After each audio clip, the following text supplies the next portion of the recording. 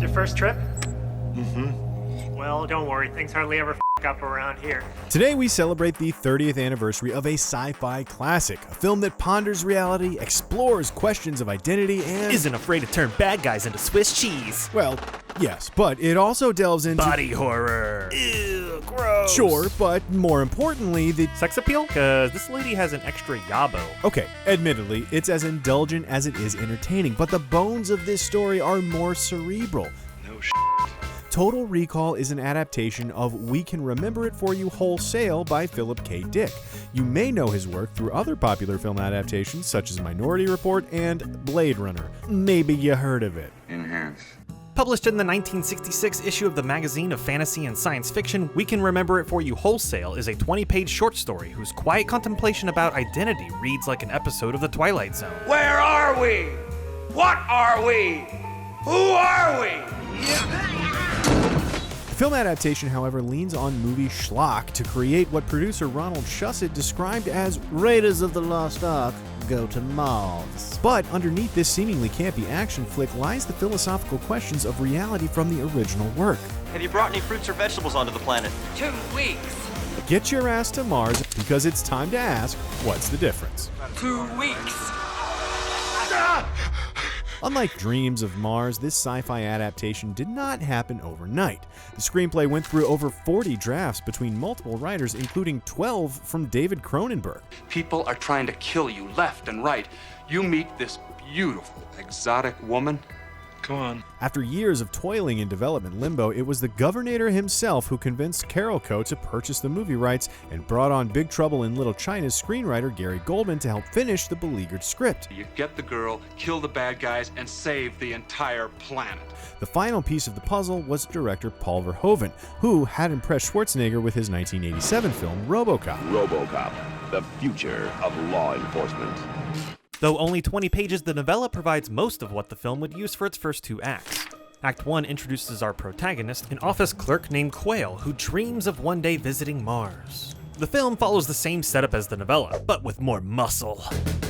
They change the protagonist's name to a harder-sounding Quaid, and show off Arnold's physique by writing him as a construction worker. Damn. Is it about Mars? His wife Lori works hard to dissuade him from his Mars pipe dream in both mediums, but the film casts Sharon Stone as a much more amiable partner than her literary counterpart. Give you something to dream about. It's a far cry from the novella. Oh, I'll give you something to dream about. Either way, his wife cannot dissuade Quaid from his obsession, which lands him at the Recall Corporation in both mediums, where he undergoes a procedure to implant the memory of a vacation to Mars. The slick salesman, McClane, upgrades Quaid's memory vacation with an ego trip, adding a secret agent plot to the experience. But when the procedure reveals that Quaid's ordinary life is built on false memories, his true identity is unlocked. Turns out, he really is a secret agent, and he really has been to Mars.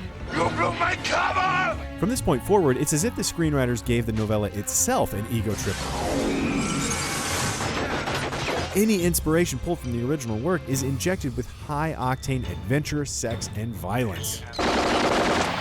All right, look, here's what we're gonna do. Renata, cover up any memory that he's got of us or Recall. Quaid wakes up confused in both mediums, but in the novella he has conflicting memories of both Mars and Recall. Naturally, he assumes the procedure was botched, so he returns to Recall demanding a full refund. The Better Business Bureau is gonna hear about this. Movie Quaid has no memory of Recall, allowing the screenwriters to craft a mystery that's kicked off by a violent confrontation with Quaid's presumed co-worker.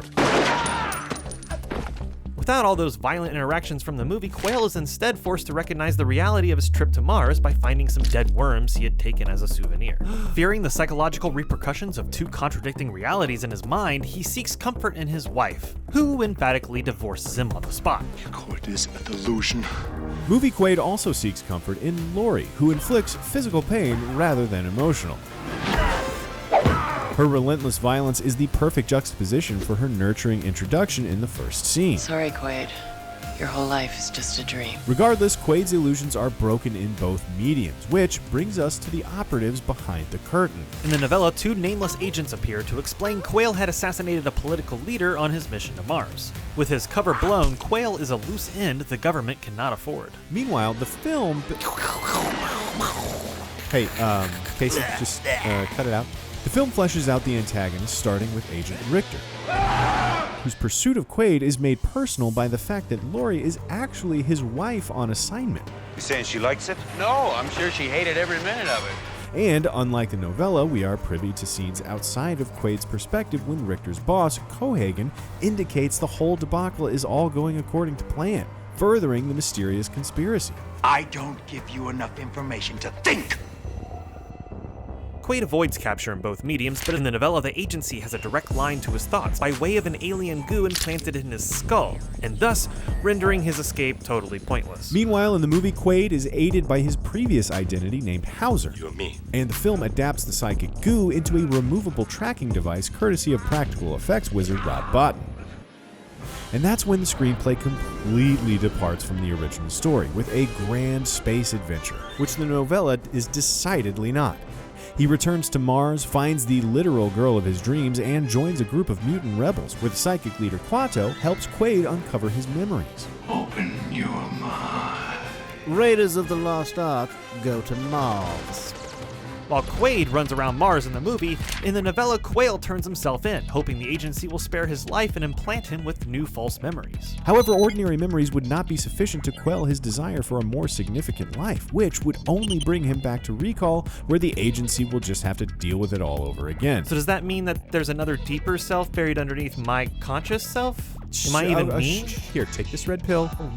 Speaking of pills, the film has a little mind of its own. I'm afraid you're not really standing here right now. The movie introduces Dr. Edgerton, who claims to be a failsafe implanted in Quaid's mind, that he is in fact still back at Recall, and everything he has experienced since going under has been a runaway delusion. He's then offered a way back to reality, which he politely declines. Whether it's all real or whether it's only in his mind, killing Dr. Edgerton sets Quaid past the point of no return and allows the screenwriters to go full-on bonkers in their third act. Howdy, Quaid. Turns out Hauser was in bed with Cohagen the whole time, and Quaid was just a pawn used to find and eliminate the rebel leader. It was the only way to fool the psychics. The best mind yet.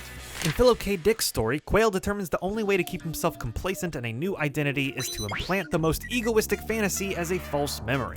As a child, you encountered aliens who, impressed by your kindness, promised never to invade Earth as long as you live. But the novella pulls off a second twist of irony when the procedure reveals this fantasy too is a real memory, and his mere existence is keeping the planet safe from annihilation. If I'm being honest with you, I quite enjoy that. The movie doesn't feature any alien mice, but it does take some inspiration in the form of an alien artifact that, when powered up, creates a breathable atmosphere, freeing the people of Mars from the grip of government-controlled living facilities. So our protagonists end up saving the planet in both mediums. In the novella, Quail saves Earth merely by existing, while the movie makes Quaid more proactive. He unravels a vast conspiracy, kills hordes of people, including the big bad Cohagen himself, and of course ends with a kiss. I can't believe it. It's like a dream. It's arguably the cheesiest way to end your sci-fi adventure, but it also provides all the more reason to interpret the plot as a delusion inside Quaid's now lobotomized mind. It's just as Dr. Edgerton had posited earlier in the film. Or it all really happened. I mean, why would Dr. Edgerton have a nervous sweat if he was just an implant, huh? But if you go back to the procedure at Recall, you can see Melina and the alien artifact on the monitor. That's a coincidence. Of course Melina is real. He dreamed about her in the very first scene. Plus the alien stuff was on the news long before Quaid got implanted. Don't you keep up with the news? Oh, come on. The Recall assistant says that's a new one. Blue skies on Mars. But why would Laurie work so hard to keep him from going to Mars unless it's her mission? Why fade to dreamy white instead of black? It's real. Delusional. It's real. It's delusional. Real. Delusional. Real. It's So delusional. don't let life pass you by. Delusional. It's delusional. Real. Delusional. And that is why Total Recall remains relevant after 30 years. It explores the novella's philosophy by having the audience experience it firsthand. Much like how Quail holds two conflicting realities in his mind, the film exists both ways. No matter which way you interpret it, you're right. Is this real, Clint? Are we real? No, Casey, we're not. Man, nuts. I know, right? But be sure to click like and subscribe to Cinefix all the same for more What's the Difference?